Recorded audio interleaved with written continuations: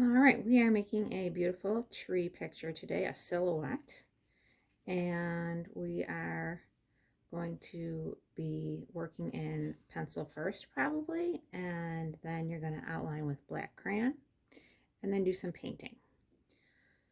So you want to write your name at the bottom.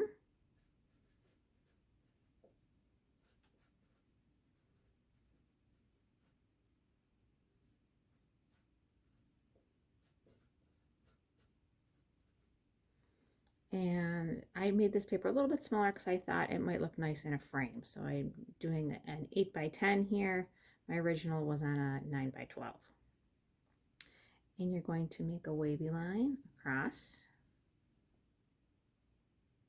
And then you're going to make a tree trunk.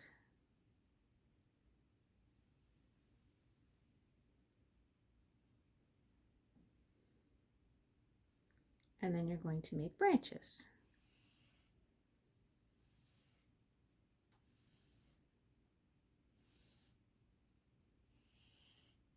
So you're just making lines coming off of your tree trunk. And then off of those lines, you're going to make more lines.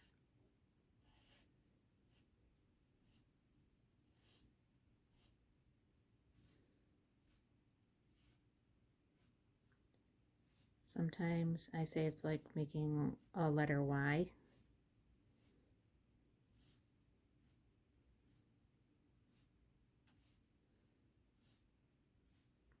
So smaller branches coming off of the bigger branches.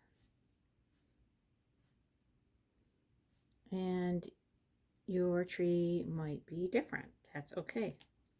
Trees are all different sizes and shapes. I'm going to take a black crayon and I'm going to press hard, and I'm going to color in my trunk and trace over all my branches. So nice and dark with my crayon, covering up all of my pencil lines. We don't want any pencil lines showing.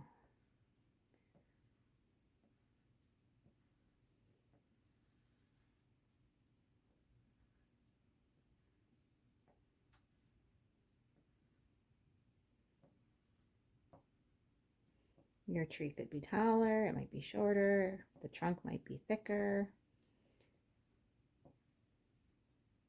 It's okay. Trees are all different shapes and sizes. No wrong way to make a tree. An artist who made some very interesting tree pictures was Charles Burchfield. He was an American painter, and he spent much of his life in the Buffalo area in West Seneca, New York. He was born in Ohio in 1893, and he died in West Seneca, New York in 1967.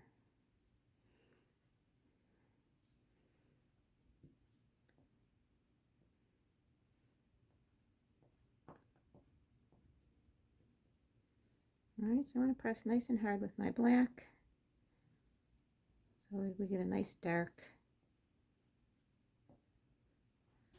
silhouette of a tree.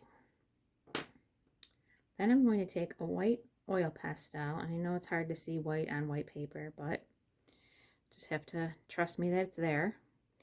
You're going to trace around the black. Try not to go right over the black. Try to go right next to it and around it. This is going to be the snow that's settling on the branches.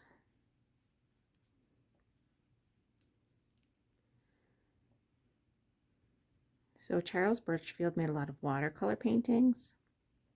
His style would be abstract because it doesn't look exactly like real life. We can tell a lot of times that they're trees, but they don't look like real life. He was very expressive with his art, and he used his imagination.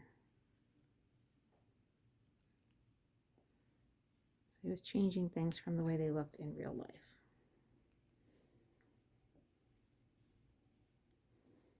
And a fun story to read with this project might be Fletcher and the Falling Leaves by Julia Rawlinson, or Sky Tree by Candice Christiansen and Thomas Locker.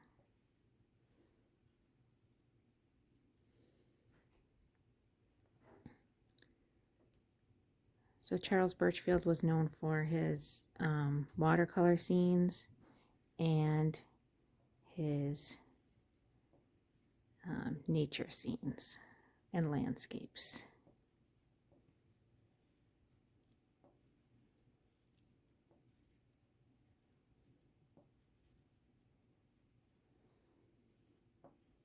So I actually painted in my sky on my example, and I was using temper cake paints.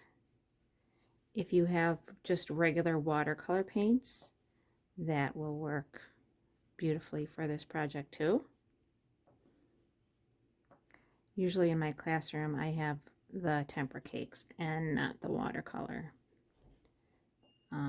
They're very similar. The temper cakes are a little bit thicker, so you need to have probably a little bit more water in your paintbrush than you would if you were using the regular watercolor paints. So just a little bit of paint and a lot of water in your brush when you are painting in the sky. And basically I was doing a rainbow order, but starting with blue at the bottom. So I went blue, purple, red, orange, yellow. So I want a lot of water in my brush. Okay, I'm not even really gonna, maybe just wipe it along the side of the cup once. And of course, no tapping my paintbrush. And I'm going to use these temper cake paints and a lot of water, a little bit of paint, and just painting right, starting right at the snow at the bottom, and then just continuing my way up the paper.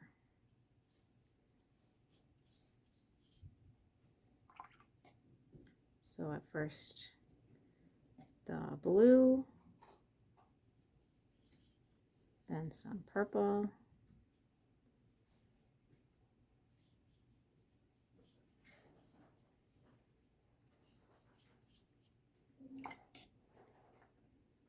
after that some red, and I really used a lot of water in the red so that it almost comes out pinkish.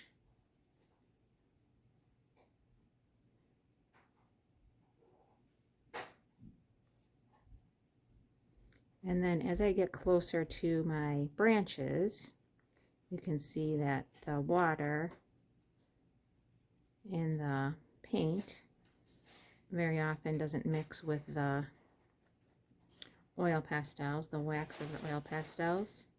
So you get a wax resist effect. I'm trying to go around it as best I can.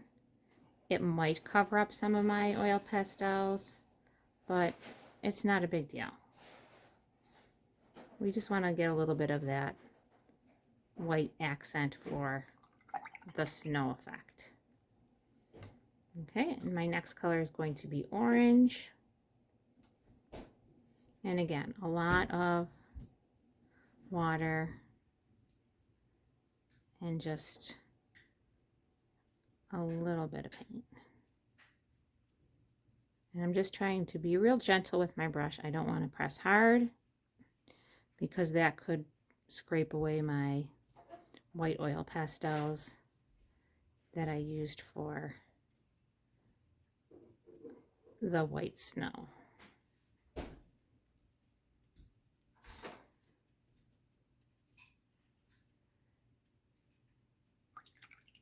And then my last color at the top here is my yellow. And again, lots of water in my brush, a little bit of paint, and gently trying to spread that out. All right, and I hope this turns out just beautifully for you and that you want to put it in an 8x10 frame. And good luck.